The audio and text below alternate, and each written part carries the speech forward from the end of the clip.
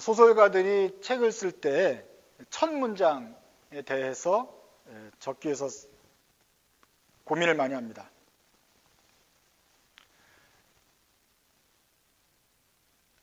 모든 아이들은 다 잘한다. 단 한 명만 제외하고. 이렇게 시작되는 소설은 매튜 베리가 쓴 피터팬 이야기입니다. 피터팬 이야기에 보면 벌써 그 첫 문장부터 어떠한 상황이 벌어질지를 알게 되죠. 또 다른 소설입니다. 버려진 섬마다 꽃이 피었다. 이것은 임진왜란 전쟁을 다뤘던 김문희라는 소설가가 쓴 칼의 노래, 이순신 장군이 쓴 소설의 첫 문장입니다. 버려진 섬마다 꽃이 피었다. 전쟁으로 황폐된 섬들이었지만 그 안에도 봄이 다가왔다. 뭐 이런 뜻이겠습니다. 성경은 뭘로 시작하죠? 소설이 아니지만 이 위대한 책은 태초에 하나님이 천지를 창조하셨다. 이 말로 시작합니다. 그리고 이제 아멘 주 예수여 어서 오시옵소서라고 끝을 맺으면서 성경 전체를 이렇게 덮고 있는 것입니다. 성경의 첫 번째 다섯째 책은 오늘 우리가 할 여호수아 사사기는 일곱 번째 책입니다. 그러면 이제 일곱 번째 책이 나오기 전까지 어떤 스토리가 이어지는지 기억을 하셔야 될 것 같은데, 첫 번째 책은 창세기입니다. 창세기는 하나님이 천지를 창조하고 이스라엘 백성을 만드신 이야기가 나왔습니다. 그래서 아브라함, 이삭, 야곱, 요셉의 이야기가 나오죠. 출애굽기에는 요셉과 함께 이집트로 갔던 백성들이 고생을 하다가 하나님께 이제 기도를 하는데, 하나님이 모세라는 지도자를 세워서 이스라엘을 광야로 끌어내고 시내산에서 율법을 주시면서 하나님의 백성이 되고 하나님은 이스라엘의 하나님이 되는 약속을 하게 됩니다. 그리고 거기에 성막을 만들어서 하나님이 예배드리는 것이 시작이 됩니다.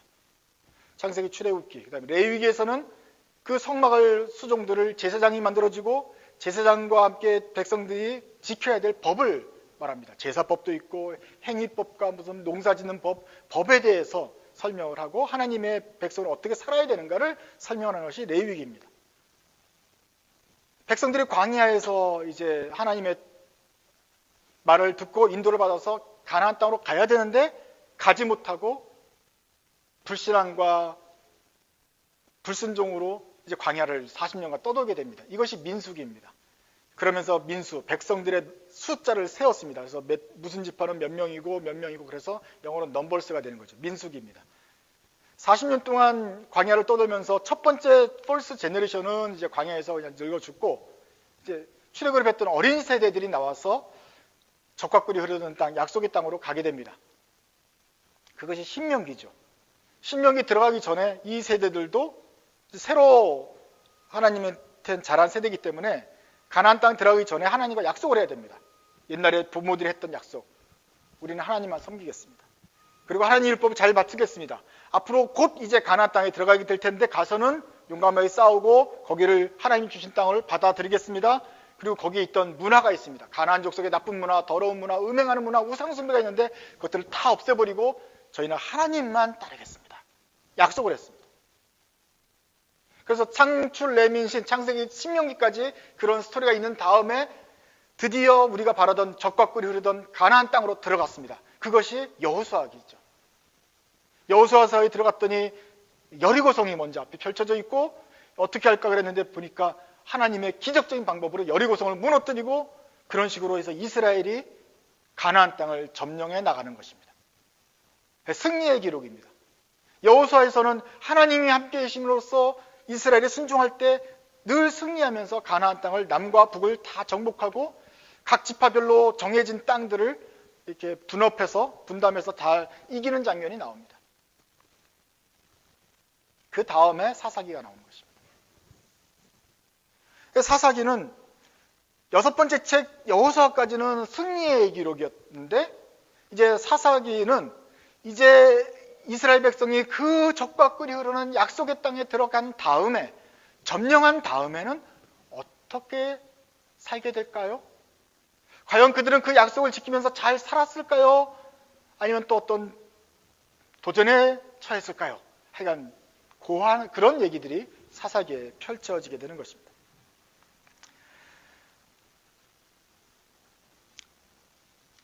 과연 이 사람들은 하나님 백성답게 그 가나안 땅을 정복하면서 그 땅을 다스리면서 살게 되었을까요? 그 단서가 사사기 1장 1절 첫 문장에 나옵니다. 사사기는 어떻게 시작됩니까? 같이 읽읍시다. 시작. 여호수아가 죽은 후에 After the death of Joshua. 여호수아서에서는 우리가 승리했다니까요. 남북을 종행하면서 그 7년 동안 그 조그만 이스라엘 족속이 가나안 그 무서운 그 군대, 안악자손 같은 골리앗 같은 큰 인물들이 있던 그 견고한 성읍들을 다 무너뜨리고 정복을 했습니다. 여호수아가 살았을 때는, 그 모세의 후계자인 여호수아가 살았을 때까지만 해도 잘했습니다.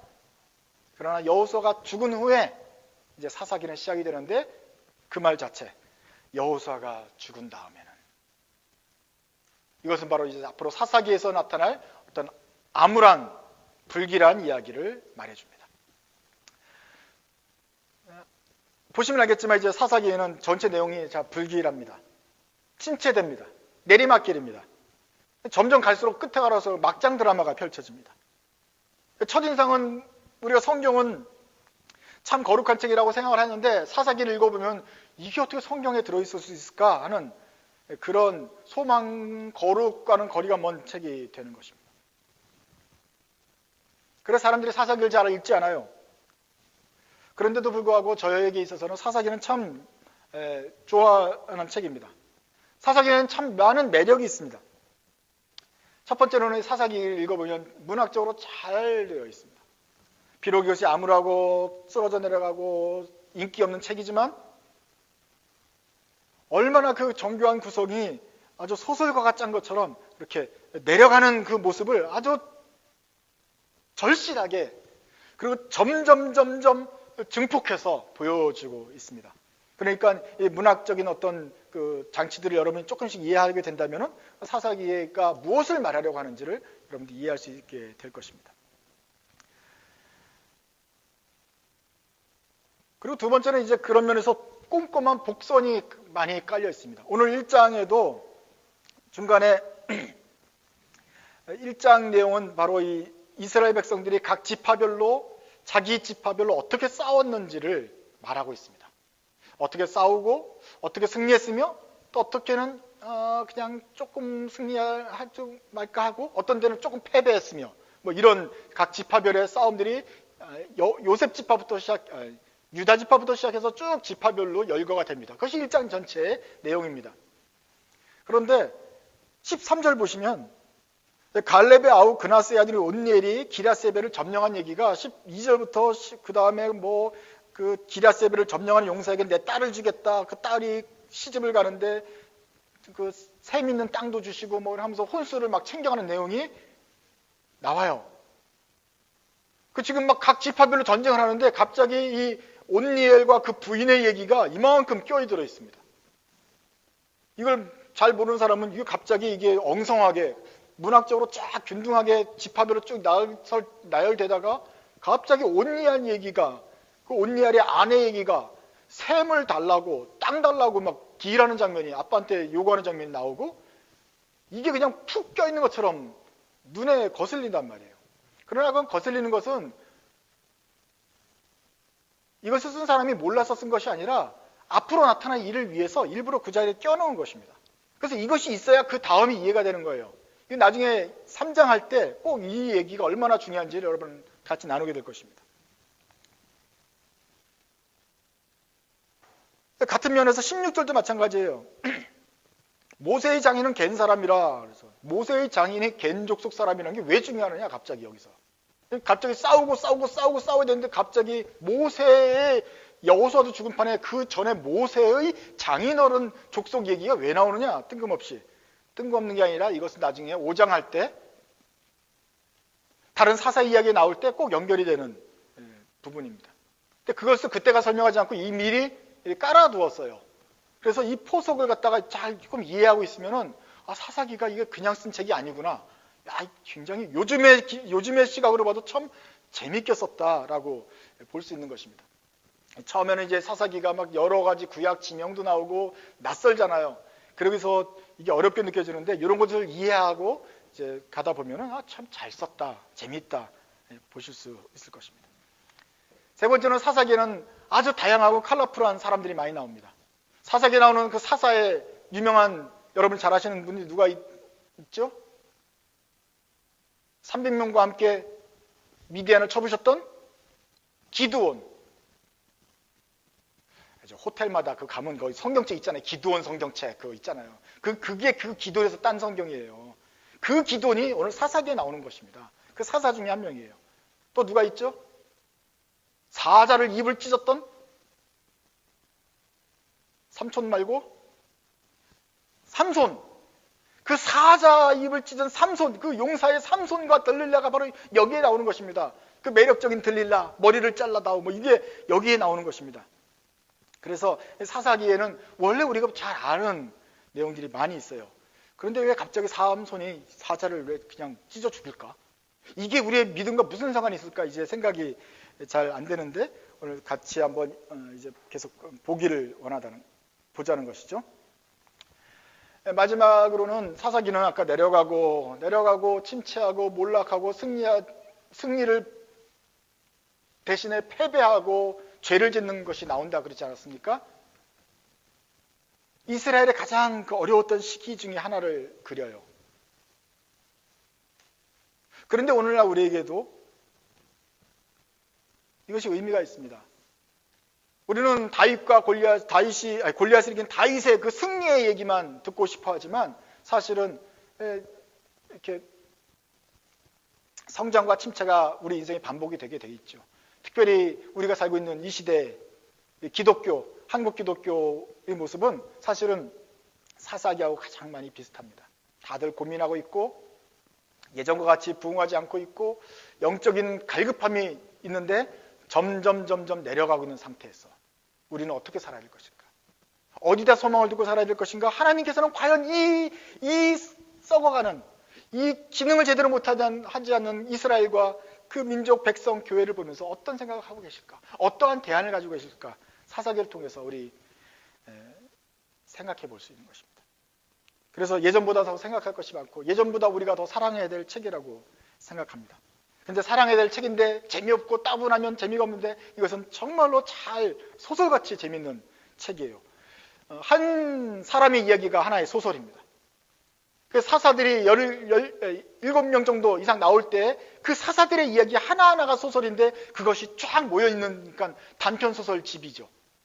그러니까 이 사사기는 그런 면에서 읽는 법을 알고 같이 보면 재밌다 이 말입니다. 자, 오늘 1장부터 한 번씩 보면서 하나님께서 사사기를 어떻게 시작하시는지 한번 계속 들어보길 원합니다. 자, 영적인 침체. 넥스트 슬라이드에 영적인 침체를 겪을 때 그 증상들이 있습니다. 다음 화면 한번 보여주세요.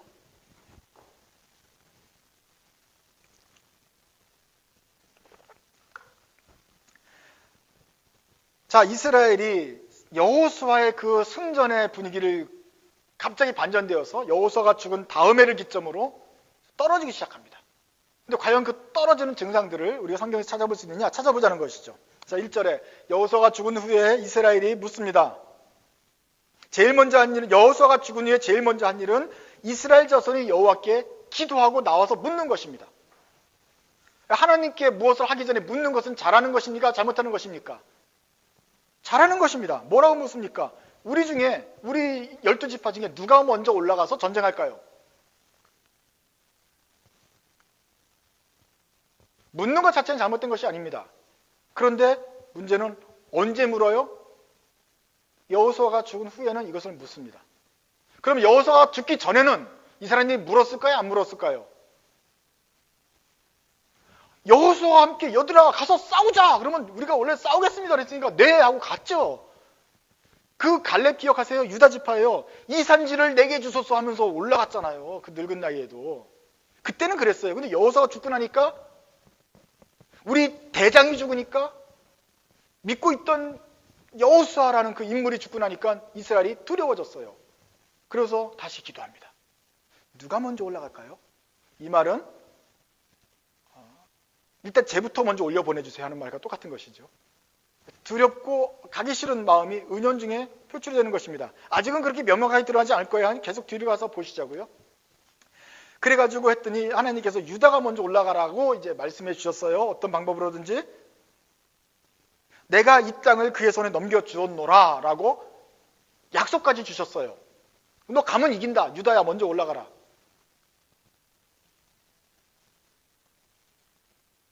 그 유다가 먼저 올라가면 되잖아요. 하나님 기도했어요. 하나님이 응답해 주셨어요. 너가 먼저 올라가라. 그리고 네가 가면 이길 것이다 라고 말씀까지 해주셨어요. 그 다음에 한 유다의 행동은 무엇입니까? 3절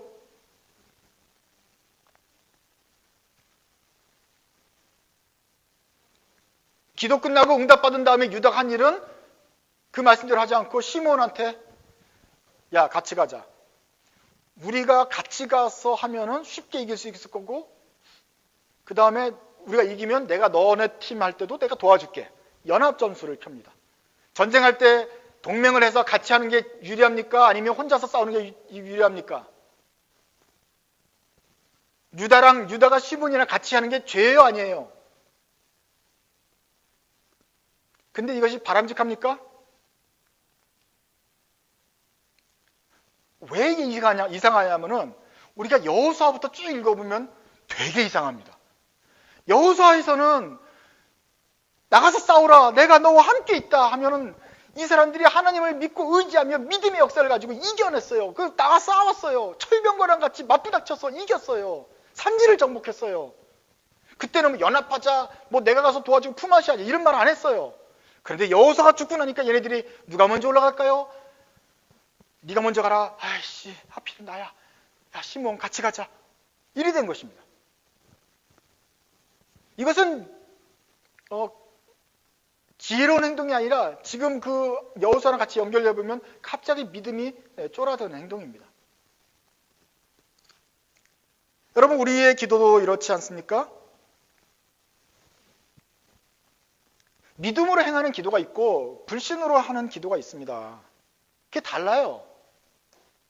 어려운 시절에 정말 믿음으로 극복하고 그 믿음을 의지하여서 나가겠습니다. 주님 도와주셔서 간절한 기도도 간절하겠고 믿음도 없고 불신하는 상태에서도 할 때는 기도는 더 간절하겠죠.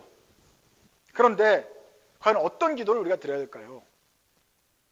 믿음으로 산지가 있지만 험난할 것이 예상되지만 그러나 주님께서 내게 힘을 주시면 내가 갈 수 있겠습니다. 주님 도와주셔서 하고 믿고 기도하면서 가는 사람 그 기도와 불안하고 낙심하고 힘들어서 여호수아가 죽은 다음에 암울해서 쫄려서 믿음도 사라지고 정말 어떻게 할 줄 모르는 상황에서 막 몸부림치면서 살려주세요 하는 기도 어떤 것을 하나님께서 들으실까요? 둘 다 들으시겠죠. 하나님은 정말 살려달라는 기도도 들으시겠죠. 그러나 어떤 기도를 더 기대하실까요? 성숙한 이스라엘에게 오랫동안 그렇게 나와 함께 싸웠던 이스라엘에게는 여호수아가 죽더라도 불안해하지 않고 끝까지 변함없이 하나님에 대한 믿음의 기도를 드리는 사람들 그런 기도를 주님이 기대하지 않았을까요? 여러분이 드리는 기도는 과연 믿음의 기도입니까? 아니면 불안하여 떠는 기도입니까? 여호수아가 죽기 전에 그 담대함으로 드렸던 기도입니까? 아니면 여호수아가 죽은 다음에 하나님은 아직 안 죽었는데도 여호수아가 죽었기 때문에 불안하여 드리는 기도입니까? 주님께서 우리에게 기도를 가르쳐 주셨습니다. 이렇게 기도하라 하면서 주기도문을 가르쳐 주셨습니다. 그 주기도문에서는 우리에게 어떠한 마음으로 기도하라고 하나요? 담담한 마음으로 오늘날 우리에게 일용할 양식을 주시고 라고 기도하라고 가르칩니다. 일용할 양식을 위해서 기도하라고 가르치지만 오늘 안 주시면 죽습니다. 살려주세요 라고 그런 자세로 기도하진 않죠. 먹이고 입히시는 하나님께서 우리에게 양식을 매일마다 주실 것을 믿고 의지하면서 평안 가운데 기도하라고 주님이 가르치지 않습니까? 유다와 시므온이 그렇게 연합전선을 펼치고 그러면서 주춤주춤 마지못해서 나가게 되는 것이 영적인 침체 증상으로 나타나고 있습니다. 그래서 이겼어요. 19절입니다. 18절 유다가 또 가사 및 그 지역과 아스글론 및 그 지역과 에그론 및 그 지역을 점령하였고 19절 같이 있습니다. 여호와께서 유다와 함께 계셨으므로 그가 산지 주민을 쫓아내었으나 골짜기의 주민들은 철병거가 있으므로 그들을 쫓아내지 못하였으며. 하나님께서 함께 계셨다고 자기가 적어요. 그래서 이겼다 그래요. 그런데 함께 계셔서 산지 주민은 쫓아냈어요. 그런데 그 산이라면 예루살렘 그쪽 얘기입니다. 그런데 그 밑에 골짜기 지역, 사실은 더 풍성하고 물도 많이 나고 성읍이 더 견고한 그쪽은 철기 문명이 있고 철 전차 부대가 있어요. 그래서 쫓아내지 못하였다. 원래는 우리가 어떻게 약속했어요? 하나님 들어가게 하시면 그 적과 꿀의 흐르는 땅에 들어가게 하시면 가나안 족속의 문화를 본받지 않고 그들을 진멸하며 하나님께 주신 대로 거기서 하나님의 나라를 순결한 나라를 세우겠습니다 라고 약속했잖아요. 그런데 유다 지파부터 쫓아내지 못하였으며 이것이 나옵니다. 일단 나중에 힘이 강해지면 쫓아낼게요 라고 했겠죠. 쫓아내지 못하였으며가 이스라엘의 지금 영적인 침체를 나타내는 큰 특징으로 나타납니다. 21절입니다. 그 다음에는 이제 베냐민 지파가 나와요. 베냐민 지파는 예루살렘에 거주하는 같이 있습니다. 시작. 여부스 족속을 쫓아내지 못했습니다. 형 제1지파인 유다가 그러니 베냐민 지파도 또 쫓아내지 못해요. 그 여부스도 그냥 같이 일시키면서 그냥 노예로 삼고 그냥 같이 예루살렘에 냅둬요. 22절부터 보면 요셉 자손이 들어가서 베델을 치러 올라가는데 거기에 가서 베델을 치는데 아주 지혜로운 방법을 써요. 거기 있는 주민들 하나를 포섭을 해서 스파이를 만들어서 침략할 길을 알아냅니다. 그리고 성을 아주 쉽게 점령을 해요. 대신 약속한 대로 그 스파이 가족을 살려줍니다. 25절에 오직 그 사람과 그의 가족을 놓아 보내었다. 원래는 이렇게 하면 안 되는 거였어요. 하나님 왜 사람들 다 죽이냐 이런 게 묻지 마세요. 지금 거기에 대한 그게 초점이 아니에요. 원래는 하나님께서 하나님의 주신 대로 그렇게 다 점령하기로 약속을 했는데 놓아 보냈다. 굉장히 스파이저를 피고 이 사람을 포섭해가지고 하면은 피해를 줄이면서 쉽게 점령한다고 해서 지혜롭다고 하겠지만 여기에서는 불신앙의 표현이다. 하나님을 믿지 못하니 이 사람과 거래를 하고 그 사람과 딜하지 말라 그랬는데 딜을 해가지고 이 사람 살려주면서 악의 씨를 계속 남겨두었다. 이것이 또 베냐민 지파의 실수, 요셉 자손들의 실수인 것이죠. 27절 문하세 지파는 어떻게 합니까? 주민들을 쫓아내지 못하였다. 그러자 가나안 족속이 결심하고 그 땅에 거주하게 되었다. 이제는 아예 결심을 하면서 살아도 되겠네라고 가나안 족속이 결심을 할 정도가 됩니다. 에브라임 지파도 마찬가지입니다. 에브라임 지파도 게셀에 거주하는 29절 가나안 족속을 쫓아내지 못하였다. 이제는 쫓아내지 않은 것도 아니고 못하고 있으면서도 가나안 족속이 게셀에서 그들 중에 거주하였다. 그들 안에 가나안 족속이 거주하는 그런 형편이 되어버립니다. 너네 중에 이방인이 거주하지 말라. 그래서 지금 이걸 점령을 하는 건데 가나안 족속이 아셀 지파 속에 들어서 한 동네를 이루며 살고 있다. 벌써 점점 이제 이방인들과 가까워지는 것이죠. 하나님의 계획과 약속과는 벌써 이제 틀려지게 되는 것이 점점 강도가 심해집니다. 이 32절 아셀 족속이 그 땅의 주민 가나안 족속 가운데 거하였으니 이는 그들을 쫓아내지 못함이었더라. 32절 뭐라 그래요? 다시 한번 읽어봅시다. 같이 32절 시작. 아셀 족속이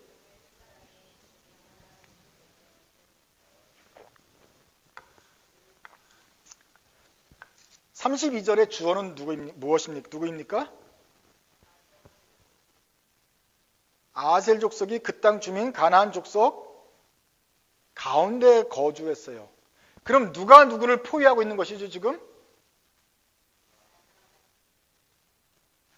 원래 포위를 해도 안 돼요. 우리가 포위를 해도 안 돼요. 다 없애버려야 되고 해야 되는데 이제는 남겨두다가 못해 이제는 자기가 그 속에 껴서 살게 되는 이거 새빵을 얻었네 드디어. 우리가 요 블록은 우리 거 이러고 살고 있는 거예요. 아시겠어요? 점점 양보하고 후퇴하더니 이제 아슬 족속 와가지고는 그냥 그들 중에 껴서 살고 있게 되었다. 안 죽었으니 다행이네. 이렇게 되는 것이죠. 납달리도 쫓아내지 못하였습니다. 그 땅의 주민 가나안 족속 가운데 거하는 것이 이제 일상화가 됩니다. 이것이 영적 침체의 증상과 결과들입니다.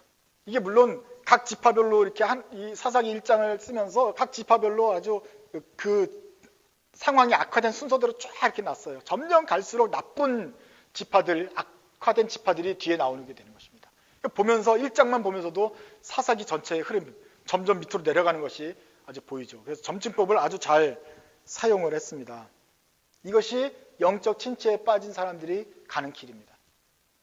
한번 의심하고 두려움에 떨면 기도하고 어떻게 하여간 넘어가지만 그 두려움이 사라지지 않고 불신 가운데서 주춤거리게 되고 주춤거리다가 쫓아내지 못하게 되고 죄와 타협을 하게 되고 타협을 하고 조금 남겨두다 보면 쫓아내지 못하고 그 삶에 그냥 껴들게 되고 나중에는 죄 가운데 포위가 되어서 겨우 명맥만 유지하는 그리스도인이 될 수 있다.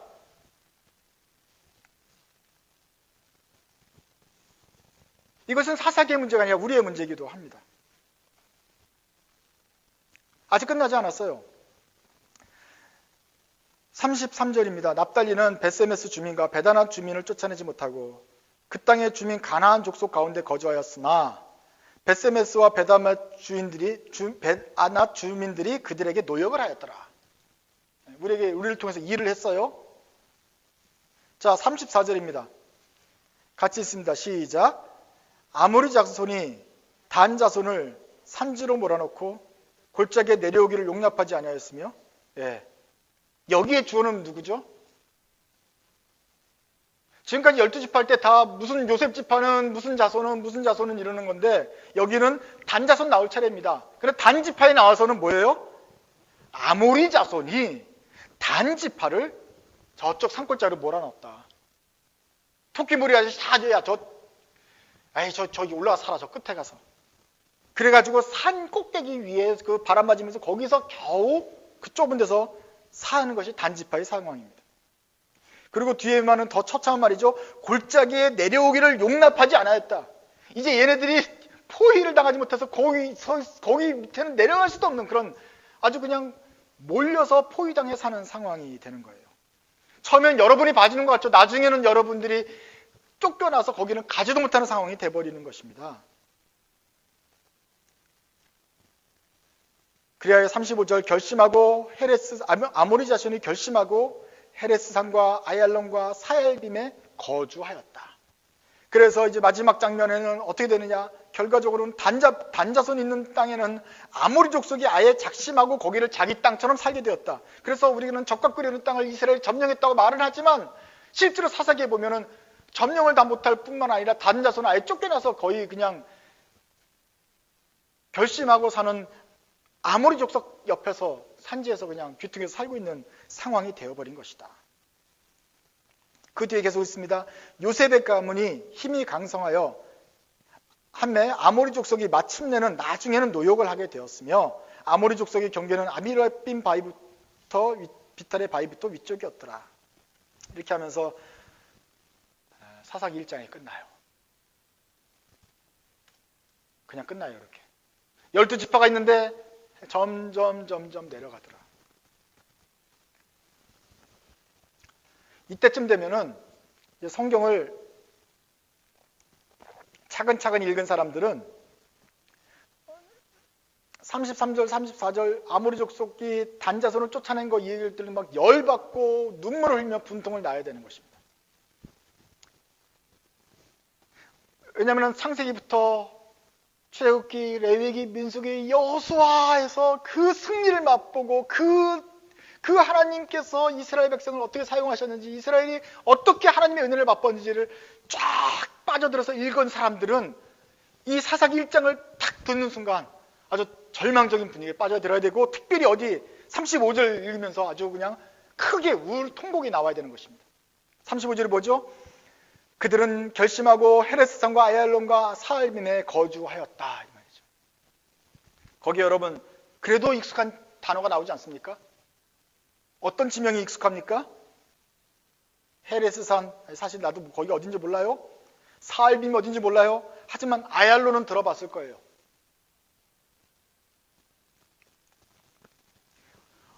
얼마 되지 않아서입니다. 여호수아 10장에서 이스라엘이 그 가나안 땅을 점령하는데 아모리 족속과 싸워요. 아모리 족속과 싸우는데 이스라엘이 기도하고 나가서 결심하고 그 큰 군대를 맞아 싸우는데 이겨요. 하나님이 함께 하셔서 이기고 있어요.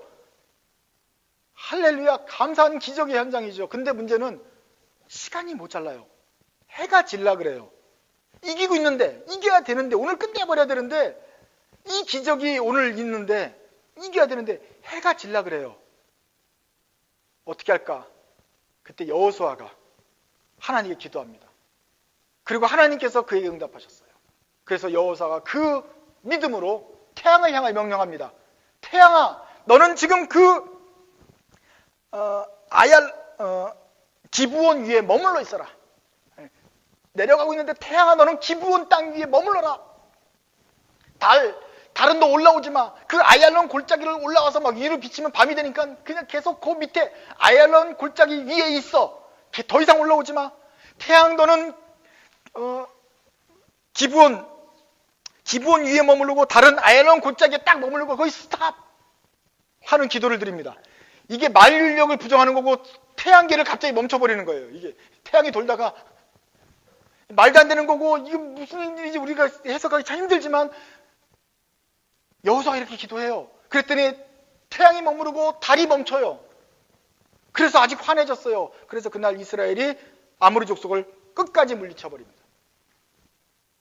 이것이 여호수아에서 나타난 아주 역사적인 세계적인 우주적인 기적의 현장이에요. 이런 얘기를 듣고 이 주변 민족들이 아주 발발 떨었던 것입니다. 그래서 아얄론 골짜기에 머물렀던 달, 기브온 위에 머물렀던 해, 이것은 이스라엘의 하나님이 함께 하셔서 온 우주도 움직일 수 있다는 그 강력한 증거가 되죠. 이 이야기를 이스라엘 백성들이 두고두고 승전가로 부르면서 자손에게 전해줬을 것입니다.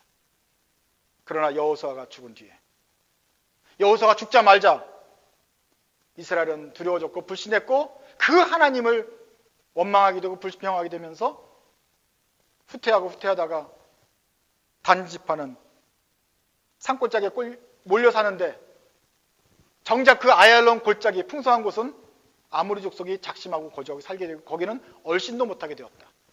하나님의 역사의 기적의 현장인 그 아얄론 골짜기를 이스라엘 자손이 아예 얼씬도 못하는 현장이 되어버렸다. 옛날에 태양이 머물렀던 그 이야기는 역사로 그냥 전설로 되어버렸고 이제는 우리 현실은 아얄론 골짜기는 가지도 못하는 그런 현실이 되어버렸다. 그런 하나님이 도대체 이제는 어디 계십니까? 라고 울부짖으면서 물어야 되는 상황이 되는 것입니다. 아얄론 골짜기에는 아모리 족속이 살고 있는 것이 확실한데 도대체 하나님의 그 옛날 여호수아가 살았을 때의 그 역사는 오늘날 어디 있습니까?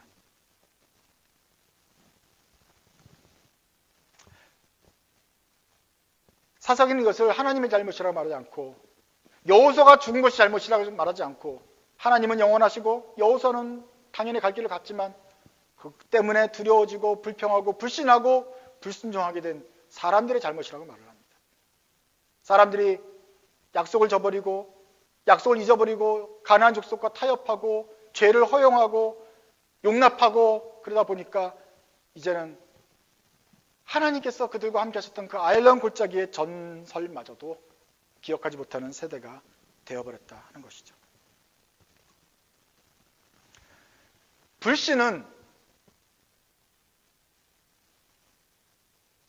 불신이 자체가 무서운 것이 아니라 불신 때문에 시작되는 일들이 무서운 것입니다. 우리 입에서 나는 불평은 그 자체로 문제가 아니라 불평 다음에 불평의 원인은 불신이고 하나님을 믿지 않기 때문이고 그래서 불평이 나오고 그것이 점점 커져서 불신앙이 되고 불순종이 되고 불순종은 죄가 되는 것이고 죄는 점점 더 커지게 되고 우리의 삶을 포위하게 됩니다. 예전에 한때 잘 나갔던 크리스찬이고 무슨 집사님, 장로님 그러나 여호수아가 죽은 후에 믿음이 갑자기 어느 순간 흔들리고 나면 불신이, 불평이, 불순종이 죄를 낳고 죄에 옥매이게 되는 그런 사건이 우리 삶에도 나타나게 되는 것입니다. 한때 승리의 증거였던 그곳에서 치욕을 당하게 될 것입니다. 여러분, 우리의 신앙은 한순간의 전쟁이 아닙니다. 한번 싸우고 이기는 것이 아니라 끊임없는 여정입니다. 이스라엘 백성이 온 광야를 거치고 가나안 땅을 점령하고 계속 살아가야 되는 것처럼 우리도 그렇게 살아가고 있습니다. 그렇기 때문에 신앙 여정에서 한번 이겼다, 거기서 멈춰서는 안 되는 것입니다. 한결같이 주님과 함께 믿음으로 걸어 나가야 되는 것입니다. 여호사가 죽은 후에도 그렇게 걸었다면, 여호사가 죽기 전에도 그와 함께 믿음으로 걸었다면, 여호사가 죽은 다음에도 계속해서 하나님의 손을 붙잡고 믿음으로 걸어가야 하는 것입니다. 이것이 사사기가 우리에게 들려주는 외침입니다. 그리고 고린도전서에도 이렇게 말하고 있습니다. 그 다음 페이지 보여주세요. 고린도전서 10장 12절입니다. 같이 읽습니다. 시작.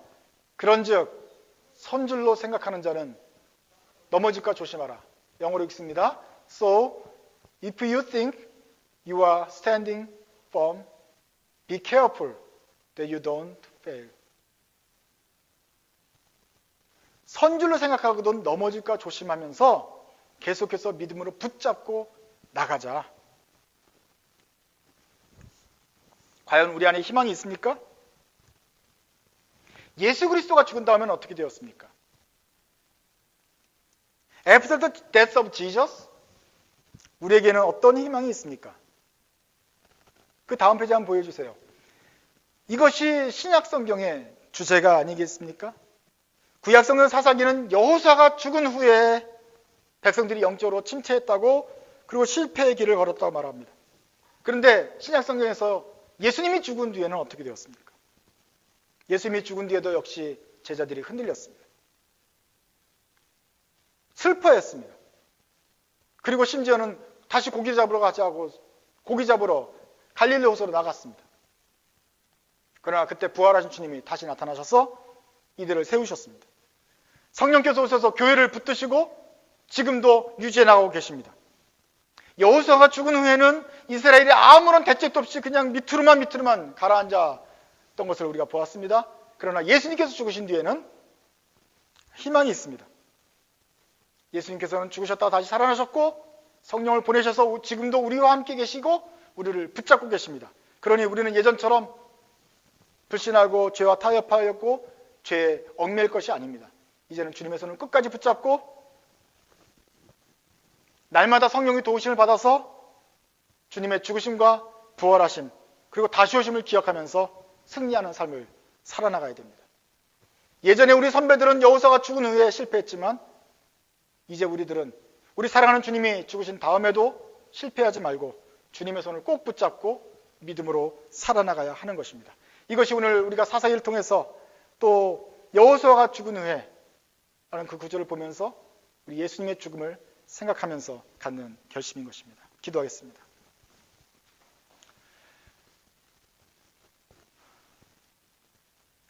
사랑하는 주님, 여호수아가 죽은 후에 백성들의 마음이 흔들렸고 불신앙과 죄로 점철된 것이 바로 저희의 삶의 모습입니다. 그러나 여호수아와 같은 이름을 쓰신 예수님, 그러나 예수님이 죽으신 뒤에는 우리를 홀려 보내두지 않으시고 우리와 함께 영원히 계시며 세상 끝날까지 우리를 지키시는 것을 인하여 감사합니다.